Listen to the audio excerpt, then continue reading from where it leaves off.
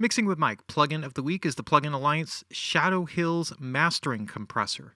For those of you who are on the Universal Audio platform, this is something that you've had access to for a while, and now it is available in native platform through the Plugin Alliance. So Dirk has brought this to the masses in native form, and to great applause from everybody. This is a great emulation of a classic mastering compressor. It's a two-stage compressor. It is an optical compressor at the first stage, and in the secondary stage you have a VCA compressor, or what they call a discrete compressor. A discrete because it has individual stepped positions for everything that you select. This compressor came out, I believe, around 2008, 2009. It has a very vintage design and sound to it, although very high-end. One of the things that makes it unique, in addition to the two-stage compression, is also the transformers that occupy the output transformers, excuse me. And so these are wired by them, specifically designed for this compressor. There are three of them. Nickel, iron, and steel make up the core of each of the different transformers that you select, and you have the option for that to add additional coloration to the sound. Other features that are on here, so we'll just kind of do an overview here, and then we'll get straight on to audio examples. At the meter section, you have two meters which can either show the output, so you could see output left and right like you normally would, or you could see gain reduction. Normally the way this default sets up is that you'll see the gain reduction for the optical compression on the left meter, and on the right meter you'll see it for the VCA compressor. So you can see gain reduction, excuse me, for both compression stages. Each compression stage can be brought in and out with its own individual switch. So you see it here, in and out, and then on the discrete side you have an in-out switch that's right here. So that takes those units in and out.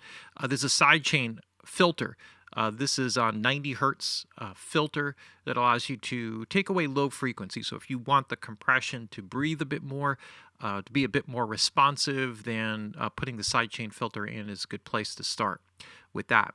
Now, when you operate it, there is an in and out, a master in and out for the whole thing. So this is a hardware in and out. So if we just, for example, take the optical compression out and the discrete compression out, then you will still have the transformer stage. So you could use it just for tonal coloration if that's what you want to use it for. If the hardware bypass is basically sending the input signal directly to the output, so you get nothing of what this beast has to offer. Now, in terms of the way that you operate it, you can operate it in dual mono, which means that the left and the right sides are independent of each other. And it's exactly mirror image, the whole compressor. So the optical threshold is here, optical gain is here, attack is here, etc. Discrete gain is there. So it works perfect mirror image. Again, you could take it kind of in and out, and I'm going to do everything here in stereo just for the simplification of it. So if you see me working on the left side, basically the settings will be identical for both sides. That's the basics of it. Now, what happened, or what's added to this, which was not part of the Universal Audio platform, was one, you have the bypass that's right here. So that gives you another stage here that works in conjunction with this switch here. You have the 32 layers of undo and redo. You have the ABCD for you're storing your settings and doing comparisons, copy and paste, reset for just a clear reset to default settings. It also has a key input.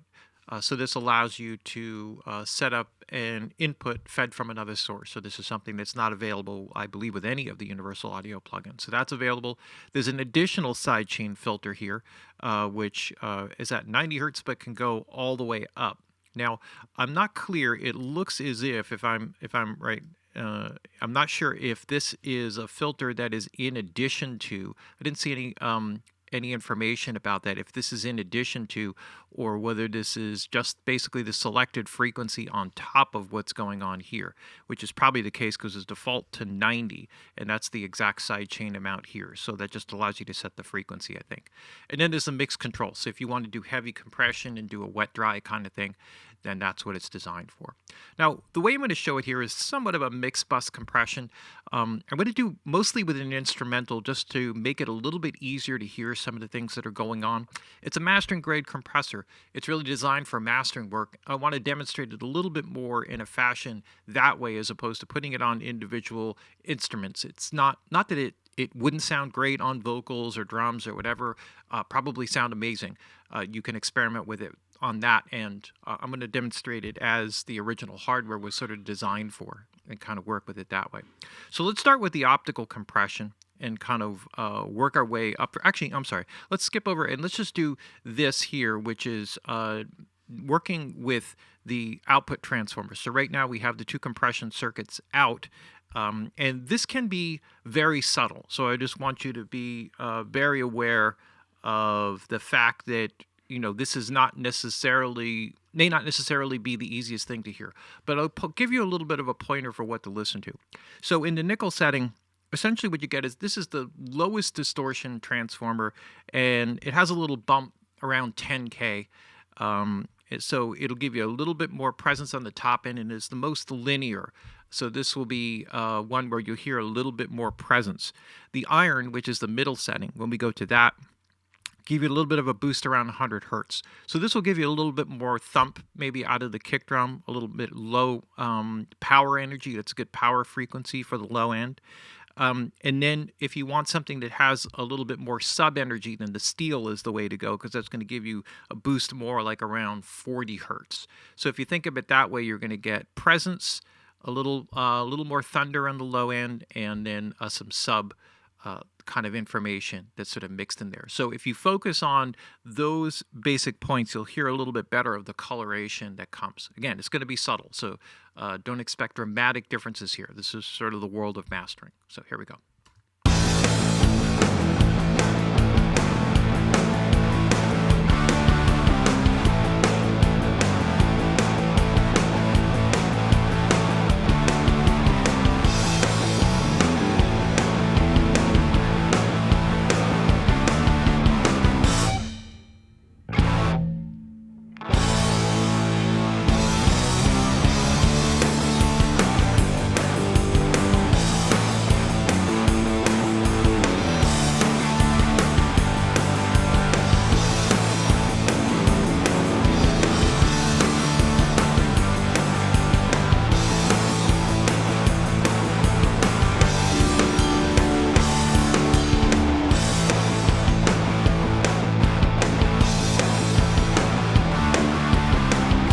So you can hear, maybe, again, is a subtle here thing, but if you focused on those things, you should be able to pick that out.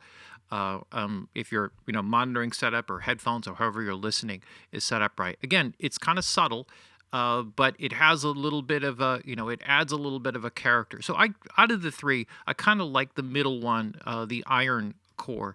The best. Just kind of gives me a little bit of bump there on the low end. You may hear it a little bit differently on your end, or maybe no difference at all, but that's the basics of what I hear there. So let's kind of roll with that and then kind of move on to the optical compression just to get a little key in on that. So essentially this is an electroluminescent optical attenuator. A mouthful. Basically something, the sort of granddaddy of optical compression is, of course, the Teletronics LA2A.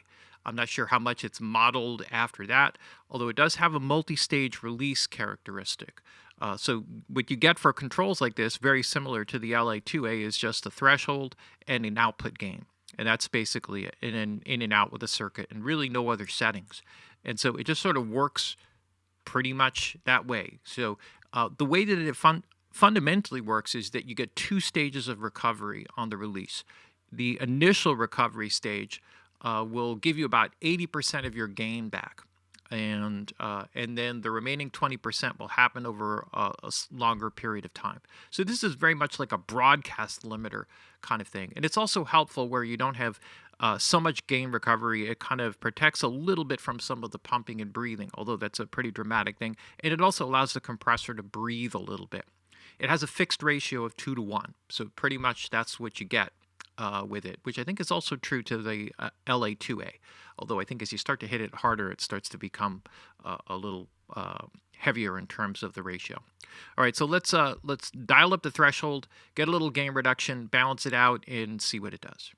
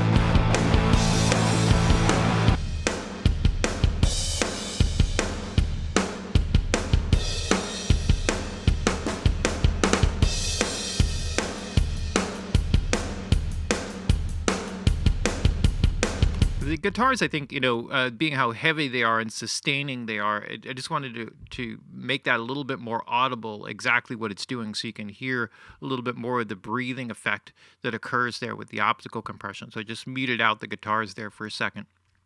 And so what you get here is something that has a bit of movement, a bit of life to it, probably a bit more responsive than what an LA2A is in terms of the quick recovery. So this is the initial stage. Now, the output of this feeds into the discrete section. And so we have the discrete section in here. We did leave the filter in. It's usually a good place to start with these types of things.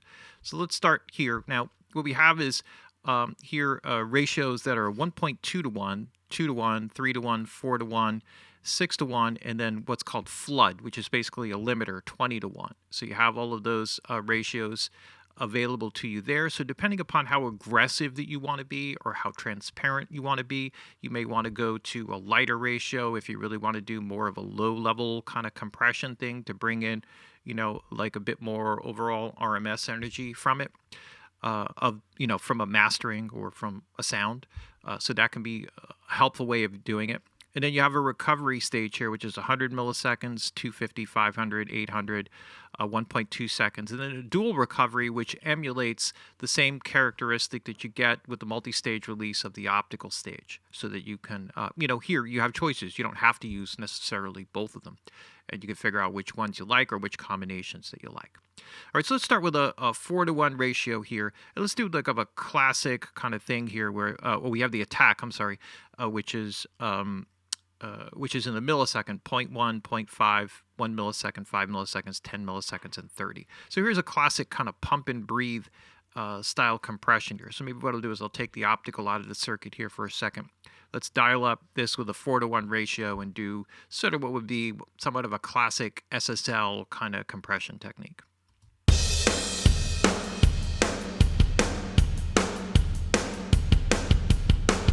All right, so your gain reduction is up here, just so you're aware. Let's dial it in.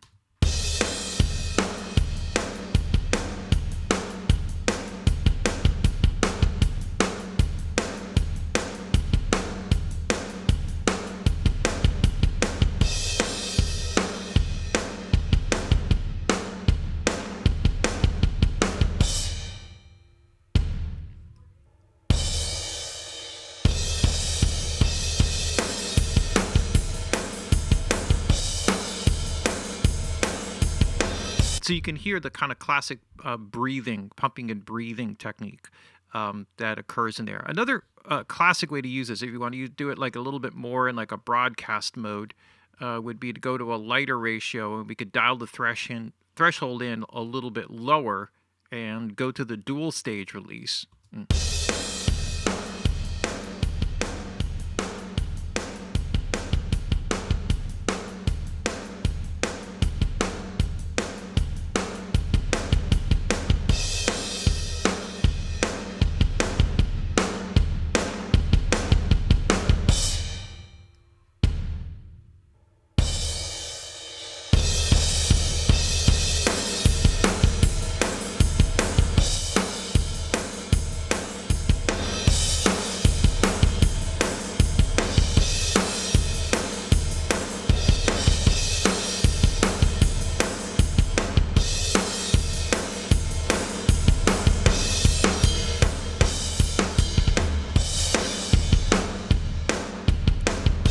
have here with this, when you're working with something along these lines, is something that's maybe, a little bit more of an averaging compressor, although it does still breathe pretty heavily in there. So this might be something that you could play with in terms of doing like heavy room compression or something like that on drums.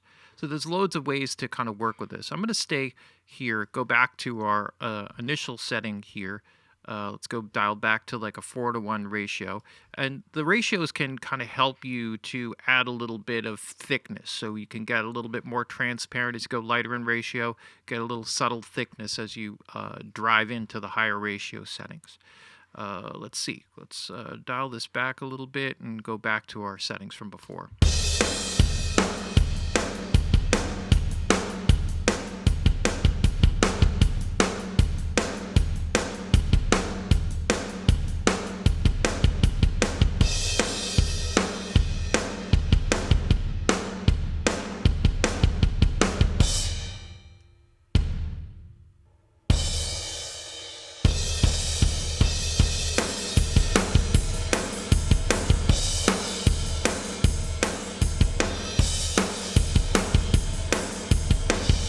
So what you get is a little bit of life, a little bit of pumping and breathing out of it. Now let's put the optical compression in and put the two of them side by side. Now there's some interaction here, so I may need to adjust the gain to make up for the difference.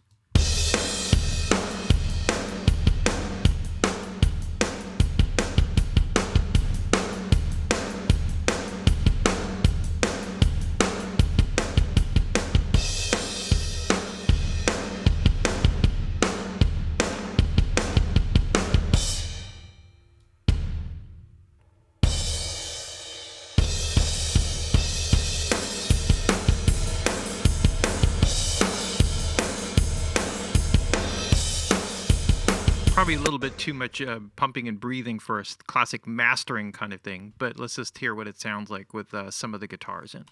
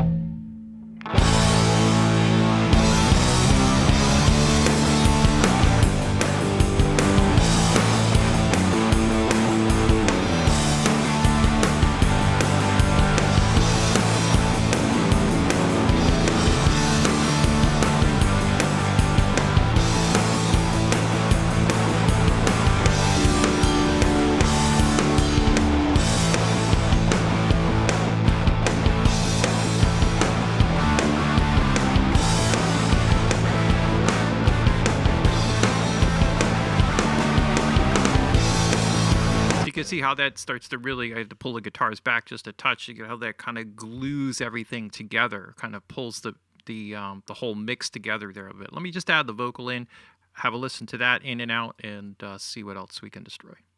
Tired of the sunshine, tired of the straight line, time to just let it go. Tired of the politics, tired of the hypocrites, man, you just never know. I'm tired of the way it feels, is it fake or is it real? So tired of letting go. Well, is it too damn hard or is it too damn soft? Well, man, you just never know. And I hate everything about you. And you hate everything, I know you do. And I hate you. So I think you can get a sense for what this is all about and how it can really just glue something together. You can use it in more subtle ways. It's only a dB of gain reduction, but it's more about the movement and dialing into the way that it responds to what you're feeding into it. So really amazing one. This is a great one and a great gift by Dirk to bring this out to the native population out there. Plugin Alliance Shadow Hills Mastering Compressor. This is the plugin of the week.